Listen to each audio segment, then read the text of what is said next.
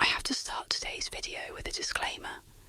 Please don't go to Dudleytown, Connecticut. It's not safe, and this is not me being dramatic or clickbait. It's the truth. I'm sure that at the end of this video there are going to be people that want to go check it out in person. Please don't do it. 1. It's very illegal to go to Dudleytown. It's private property. And 2, as you'll see by the end of today's video, there is a reason why people completely abandon Dudleytown. It is not a safe place for humans. Also, please subscribe to our channel and turn on all notifications so you don't miss any of our weekly uploads.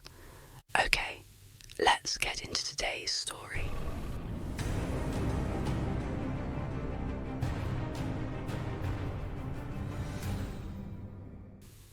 It was a bright summer day in 1906, and Dr. William C. Clark and his wife Harriet were driving slowly through a beautiful part of northwestern Connecticut called Litchfield County.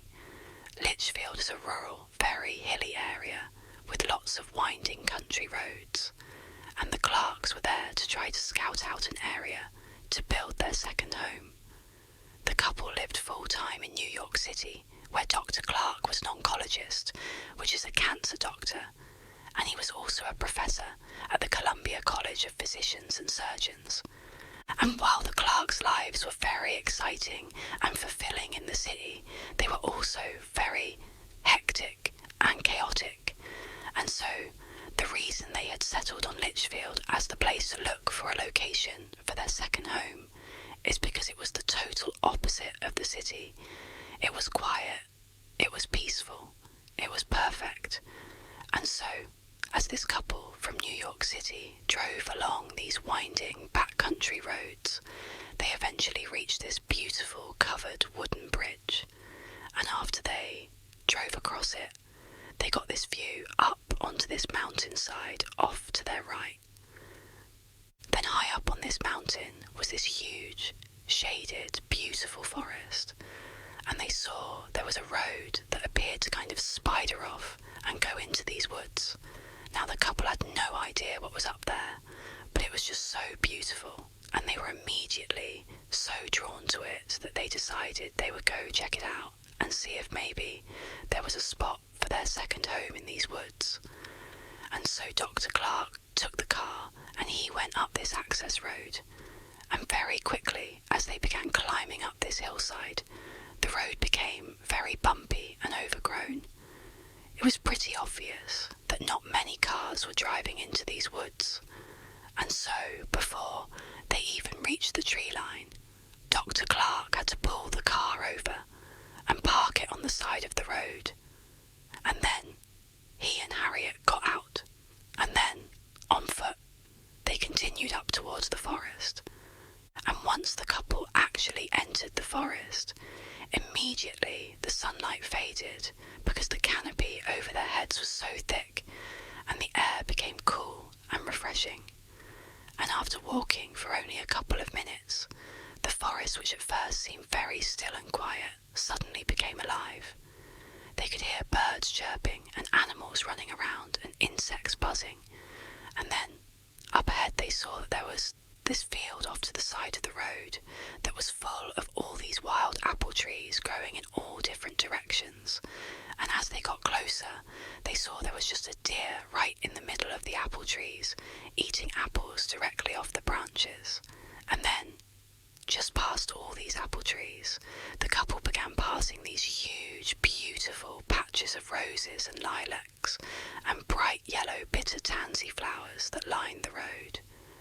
And then, before long, the couple was stepping over these babbling brooks, and off in the distance they could hear the sound of running water, like fresh spring water coming down off the mountain. And then, as the sun did begin to poke through the canopy above them, it almost looked like the forest was sparkling, literally. This forest was sitting on a hillside, and the hillside, which was made up of rock, had mica inside of it. And mica is a kind of mineral that when sunlight hits it, it almost looks like it's shimmering. And of course, there were the owls. As Dr. Clark and his wife walked farther and farther into this beautiful forest,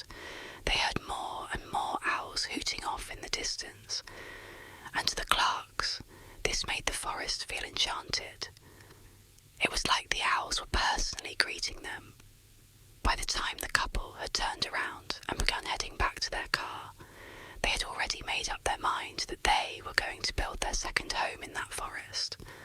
And so, after returning to their home in New York, they promptly put in the paperwork to purchase 1,000 acres inside of that Connecticut forest. And that forest had a name. It was called Dark Entry, and it was named that because it looked like, from the outside, the forest was basically dark all of the time. There was shade cast in it from mountains nearby, and then also the canopy inside of Dark Entry is exceptionally thick. At one time, there actually had been a town inside of Dark Entry Forest. However, all the people who had lived in that town were now all gone. The only remnants of this town were a couple of crumbling stone walls and a couple of home foundations that were scattered about the Dark Entry Forest floor. The Clarks had seen some of these ruins as they walked along this overgrown path through the forest, but they weren't concerned. Instead, they felt like these ruins actually added some charm to the forest.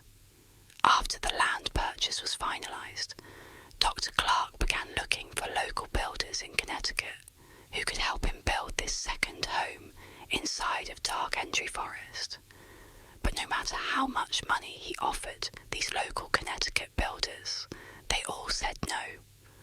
Now, none of them gave a straight answer to Dr. Clark about why they were turning him down, so Dr. Clark just kind of assumed that, hey, this project is not huge, it's just one house, and the forest is pretty isolated and hard to get to, and so he thought, probably these builders think it's not worth the effort.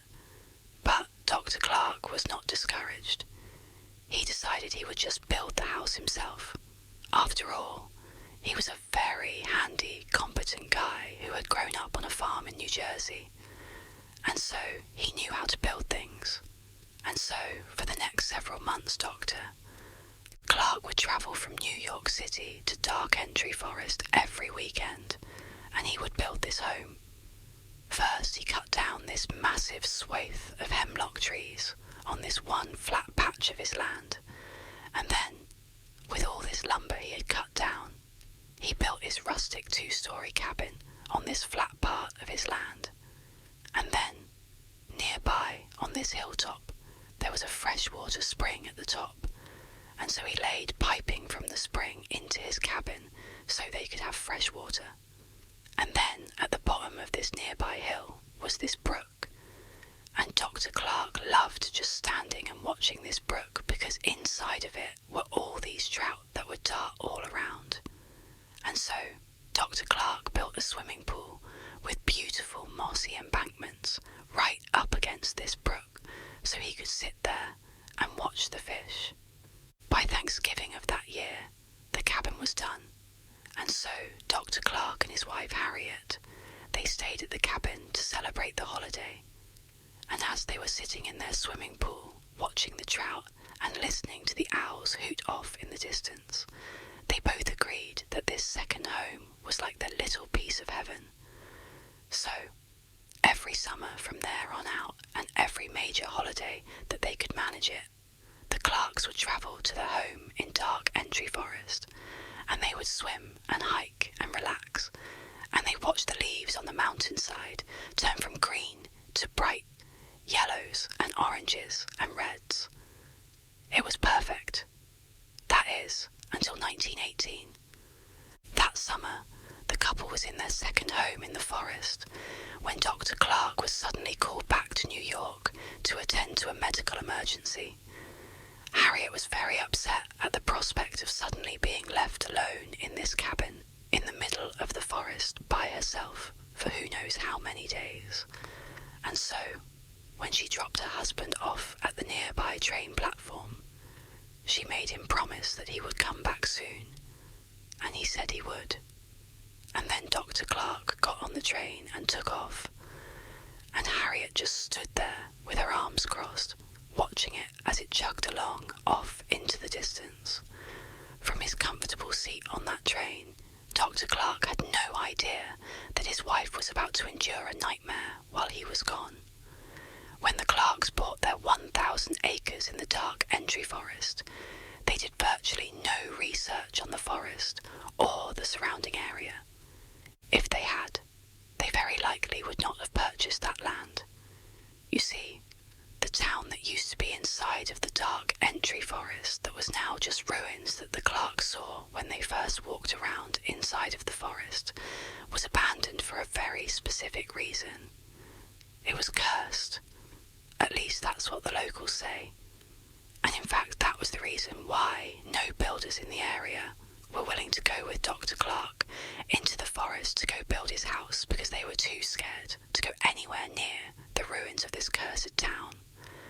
This town, which was known as Dudleytown, was first settled sometime in 1740s. At first, it was just a couple of people and a couple of small structures, but pretty quickly 30 families had moved in, and it was a thriving little town. But as the 1700s came to a close, terrible things began to happen to residents of this town. First, there was the Carter family. They moved to Dudleytown in 1759, and shortly after arriving there, 6 members of their family all died suddenly from cholera. The remaining branch of the Carter family was so grief-stricken from their losses that they left Dudleytown and went to New York, where they resettled. But almost immediately after getting set up there, Native Americans raided their property and massacred them. And the 3 people that survived this massacre were 3 of the kids, and they were all kidnapped and taken away. In 1792, a Dudley resident named Hollister died suddenly. Now we don't know if he fell off a roof or if he was murdered. No one really knows. But what we can agree on is that his untimely death happened in the home of a man named Tanner. And Tanner, following Hollister's death, suddenly just began obsessively talking about these strange creatures he was seeing out in the woods at night, kind of roaming around the dark entry forest. And he talked about it all of the time, and nobody listened to him. And eventually, Tanner went insane, and his daughter had to care for him for the rest of his life. And while Tanner was slowly losing his mind, his next-door neighbour named Abel also began reporting that he was seeing weird creatures roaming around the tree line all around the town. And as Abel continued to report seeing these strange creatures lurking in the shadows, he too slowly went mad and had to be cared for until his death. In the early 1800s, a famous Revolutionary War hero, General Herman Swift, who lived in Dudleytown, lost his mind shortly after his wife was struck by lightning. And then, in 1813, an unknown epidemic rolled through Dudleytown and killed many of its residents. After that, more and more residents of Dudleytown either died suddenly or died mysteriously, and also more and more residents began coming forward with stories about having seen these strange, shadowy creatures moving around the tree line at night. By about 1900, all the Dudleytown residents had either died or simply just left, abandoning their homes, except for one family, the Brophies. But in quick succession, the Brophy family's sheep all died. Then the mother died of tuberculosis. Then the 2 sons were accused of theft in a nearby town. And then they just disappeared, leaving one person, John Brophy, the father. But the Brophy family home burned to the ground. And so John, who was overcome with grief, just wandered off into the forest and was never heard from again. At that point, Dudleytown officially became a ghost town. No one lived there, and it was at that point in 1906 when Dr. Clark and Harriet had their beautiful summer's day walk through the forest and discovered where they wanted to build their second home. So fast forward back to 1918, and Dr. Clark, he's on his medical emergency leave to New York. It winds up being very quick. He's back on a train within 36 hours, and he pulls into the station right near Dark Entry Forest, and he's expecting to see Harriet waiting on the platform for him. But when the train rolled into the station, she wasn't there. Now, Doctor. Clark was not a superstitious person, but for some reason, when he didn't see his wife there, he just felt like something was off. There's no reason she wouldn't have come out here to greet him. I mean, she was worried about being all alone in the cabin, and she knew he was going to be arriving at that moment. And so, feeling a little bit panicked, Dr. Clark left the train station and on foot made his way over to the Dark Entry Forest.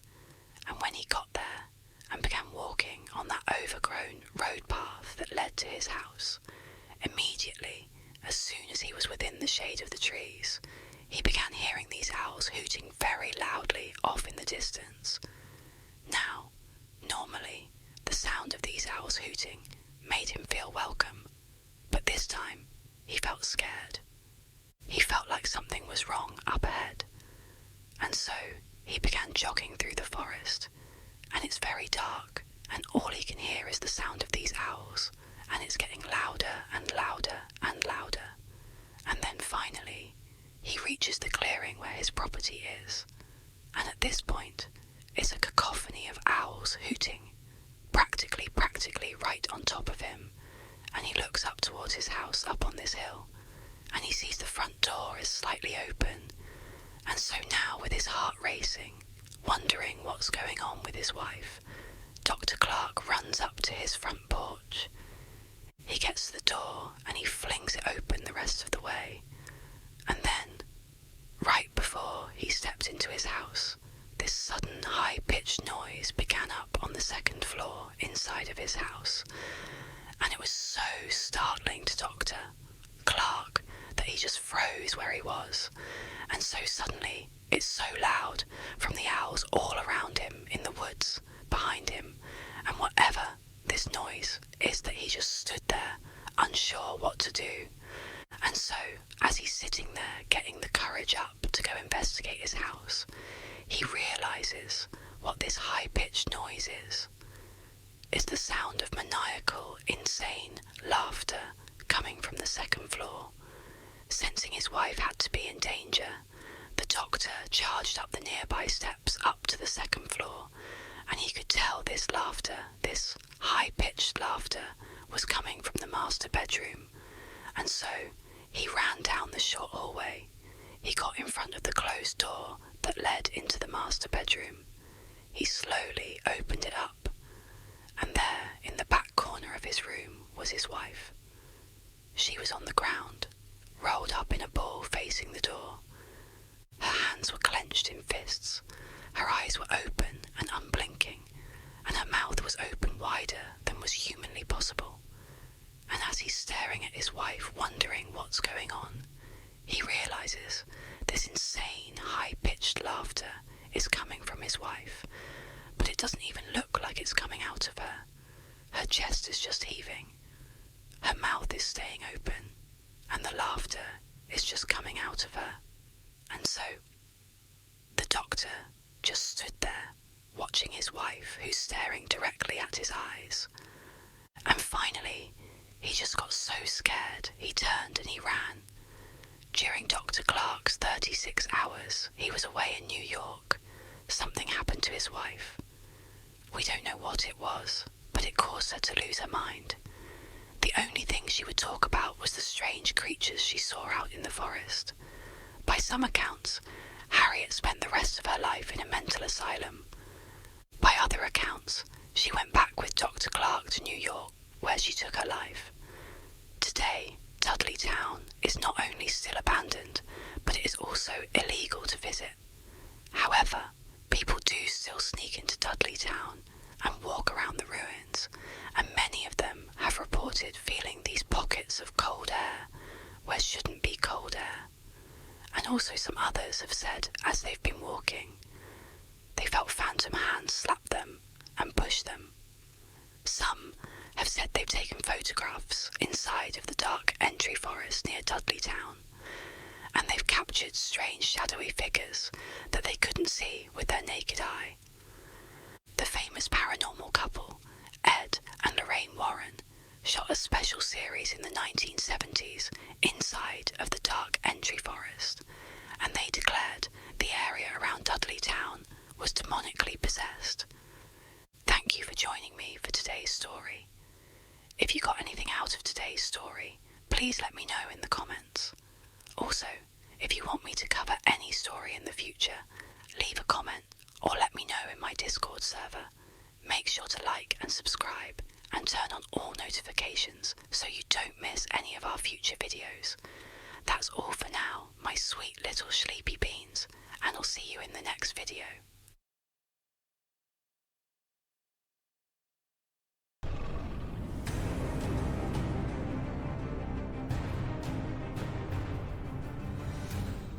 I just wanted to say thank you for the overwhelming support and love you guys have shown me, and thank you for joining me on my journey. Also, I want to thank today's video sponsor, Tubby Energy. Today's video is brought to you by Tubby Energy, the ultimate energy drink designed for gamers, creators, and anyone who needs a boost without the crash. Unlike those other energy drinks loaded with sugar and junk, Tubby is packed with clean ingredients to fuel your focus, energy, and performance all day long. Whether you're grinding through a gaming session or just need that extra push to get through your day, Tubby's got you covered. And the best part? It's jitter-free. No weird crashes, just clean, sustained energy. Check out the link in the description below and use my code WETT at checkout to save 20% off your order. Yes, that's right. Not 10, but a whopping 20% off. Power up with Tubby Energy and stay on top of your game. A huge thank you to Tubby for sponsoring this video.